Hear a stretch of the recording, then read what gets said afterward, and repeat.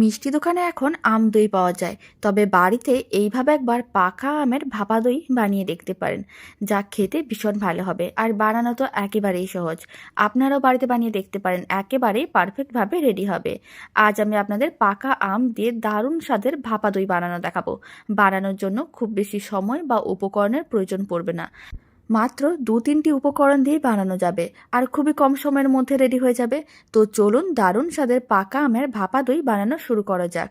প্রথমেই নিতে হবে একটা ছাঁকনি আর একটা মিক্সিং বোল। মিক্সিং বোলের উপরে ছাঁকনিটা রেখে দিতে হবে আর তার মধ্যে দিয়ে দিতে হবে ৫০০ গ্রামের মতন টক দই। টক দইটা এখন এইভাবে প্রায় ১০-১৫ মিনিটের মতন রেখে দেবো, যাতে টক দইয়ের জলটা ঝরে নিচে পড়ে যায়।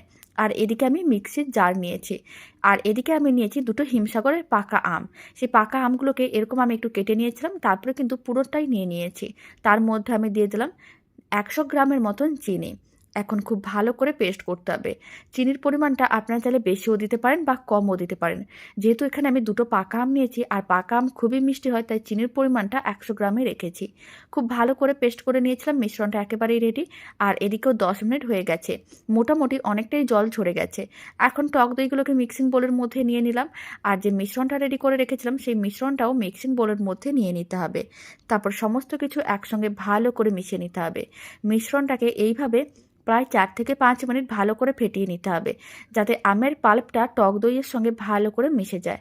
৫ মিনিট পরে দেখাচ্ছি, আপনারা দেখুন মিশ্রণটা কত সুন্দরভাবে রেডি হয়েছে। এবার কিন্তু এর মধ্যে দিতে হবে কিছুটা পরিমাণ গুঁড়ো দুধ। এখানে আমি ৫০ গ্রামের মতন গুঁড়ো দুধ দিয়ে দিচ্ছি, আর গুঁড়ো দুধ দেওয়ার কারণে দইটা খেতে অনেক বেশি ভালো লাগবে। গুঁড়ো দুধটাও খুব ভালো করে একসঙ্গে মিশিয়ে নিতে হবে, আর অন্য কিছু দেওয়ার প্রয়োজনই নেই। এইভাবে একবার পাকা আম দিয়ে ভাপা দইয়ের রেসিপি বাড়িতে বানিয়ে দেখতে পারেন। ছোট থেকে বড় যে কেউ খুবই সহজভাবে বানিয়ে নিতে পারবেন, আর রেসিপিটা একেবারে পারফেক্টভাবেই রেডি হবে। পুরো মিশ্রণটাকে একটা টিফিন বক্সের মধ্যে নিয়ে নিলাম।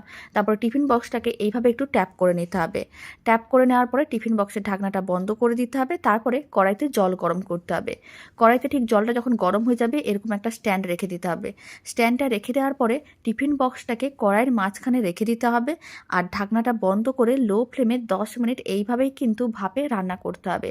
১০ মিনিট ভাপে রান্না করে নেওয়ার পরে ফ্লেমটা অফ করে আরও ১০ মিনিট এইভাবে রেখে দেওয়ার পরে ১ ঘন্টার মতন ফ্রিজে রেখে ঠান্ডা করে নিতে হবে, কারণ আম দই ঠান্ডা ঠান্ডা খেতেই ভালো লাগে। দারুণ স্বাদের আম দই একেবারেই রেডি। এবার আমি ঢাকনাটা খুলে নিচ্ছি, আর ১ ঘন্টা আমি ফ্রিজে রেখে ঠান্ডা করে নিয়েছিলাম। দই যত ঠান্ডা হয় খেতে তত বেশি ভালো লাগে।